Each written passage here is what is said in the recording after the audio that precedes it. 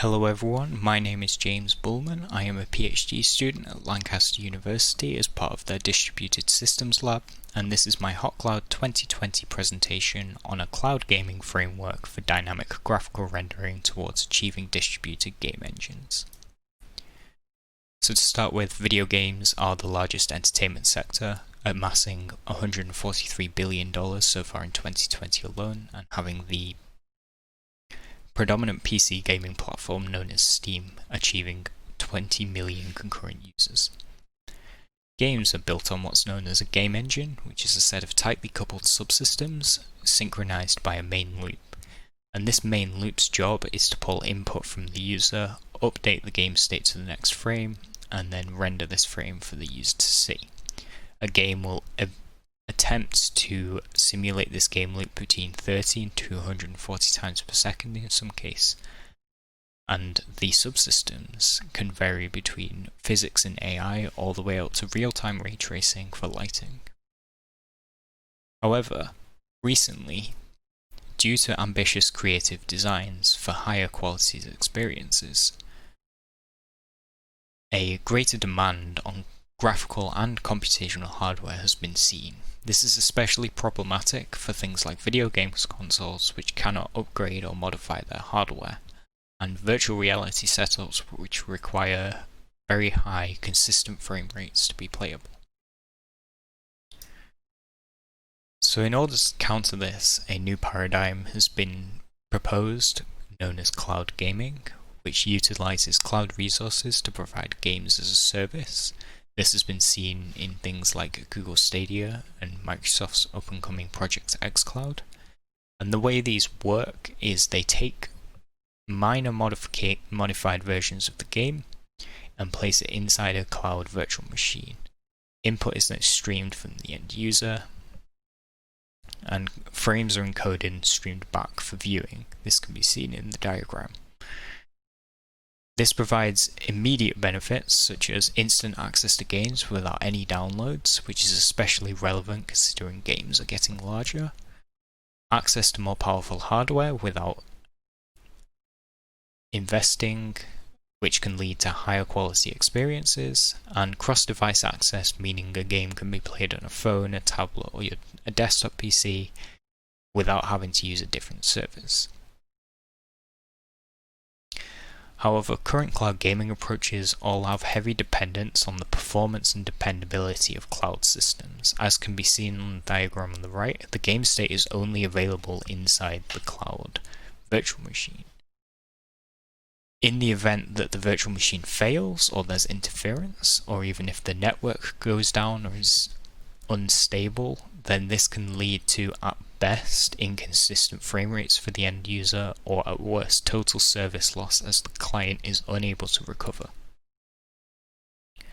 This also leads into monolithic game engine architectures being a problem due to their tightly coupled nature, and they are not designed to run across multiple machines, meaning they do not scale very well to the cloud resources available to them.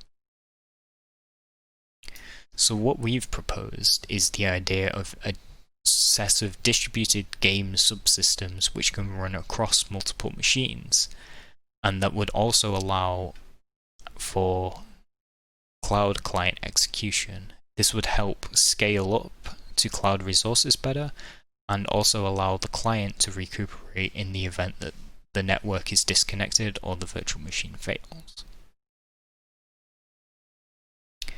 So we produced a cloud gaming framework for distributed game engines, which had a loosely coupled graphical renderer from the main engine itself, which provided dynamic frame interlacing between the cloud and the client, and graphical API hot swapping at runtime, which can be seen in the GIF. This has no perceivable difference as well. This is swapping between OpenGL and Vulkan at runtime once per frame. This has many advantages, such as total platform and graphics API independence, and also tolerance against cloud failure as a network loss due to the client being able to render frames itself, And this is also the first engine designed in a distributed fashion to run on the cloud. So the way this works is we leverage generic graphical commands, and then the instances on the cloud convert these commands into API-specific calls, depending on what graphics API they are running. This also allows cloud client rendering, as the client also understands these commands and can convert to its own API calls that it is using. And as of right now, we support the graphics APIs Vulkan and OpenGL. So for mitigation techniques, we provide both hot swapping and frame interlacing. The hot swapping allows the graphical API to be changed at runtime without turning off the game. This is especially useful in the event that the graphics API fails or needs to be reinitialized due to setting changes, which is very common in video games. It means that the game doesn't have to be restarted and we can just swap to a different graphics API. We also allow for frame interlacing, which means that in the event of volatile network scenarios or virtual machine interference limiting utilization, we can have the client produce some of its own frames to provide consistent and higher frame rates overall. So this is how a local renderer setup would work with the game loop rendering to the screen, but alongside the local system we also produced another interface which would be connected in turn to an instance on the cloud. And this gave us an interesting setup because in the event that the cloud was completely stable and the network was completely stable, we could pipe all of the commands over the network to the instance and have all of the frames produced on the cloud. However, in the event that the network becomes unstable but still usable, we can have the cloud pick up and produce some of the frames towards the overall frame rate. And this also extends to total disconnect from the cloud, and we can have, albeit maybe at a lower frame rate, the local renderer instance produce all of the frames until the cloud becomes available again. This also extends to failure within the cloud itself, allowing us to switch over to a different instance if one were to fail, such as piping all of them over to this new instance, even if it is running a different graphical API. So how does this work in general?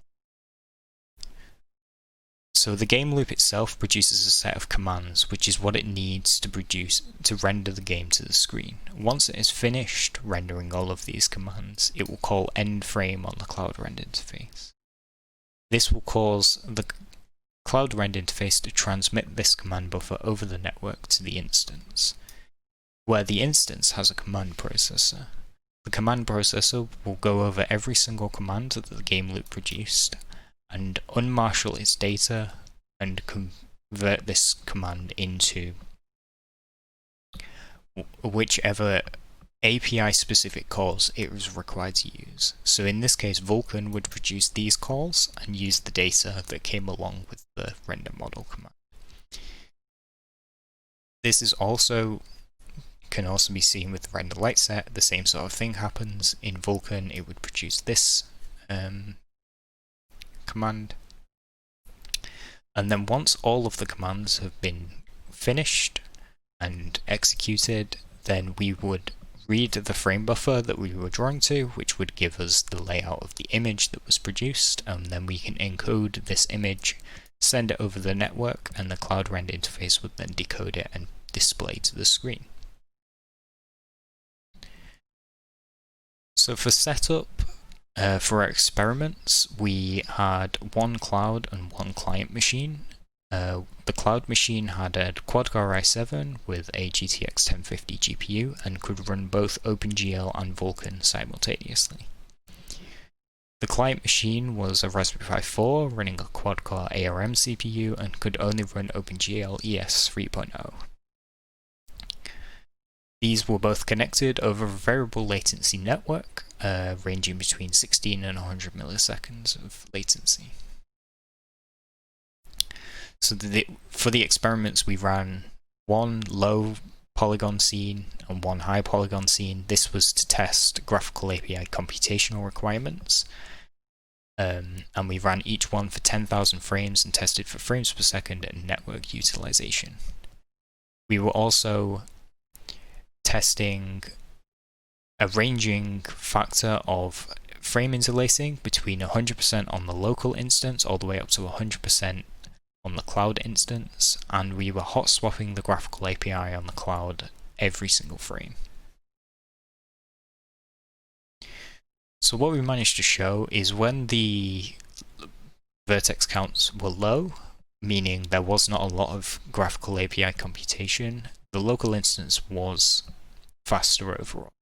However, as the vertex counts got higher and the Graphical API needed to do more work, the local machine couldn't keep up, and we managed to show that if you did collaborative rendering at 50% on the cloud and 50% on the client, we got overall consistently higher frame rates. The cloud, 100% cloud being slower at the higher vertex counts is likely due to the decoding technique we used on the client. This is because it still required a texture copy and a full screen render, which is not particularly fast. This could be greatly improved using something like H.265 as a video encoding, and then playing that directly to the screen instead.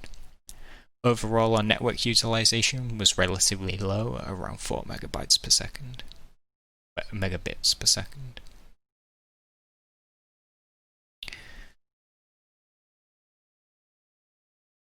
So overall, we showed that it is possible to successfully distribute a subsystem of a game engine over a network, and we managed to get around 33% performance gains in terms of frames per second when using this. In the future, we would like to extend this to have more systems available, such as AI, collision detection, and physics, and it could extend to being able to allow people to have cloud gaming in their home, meaning they could host their own versions of the cloud systems and play across all of their devices in the home.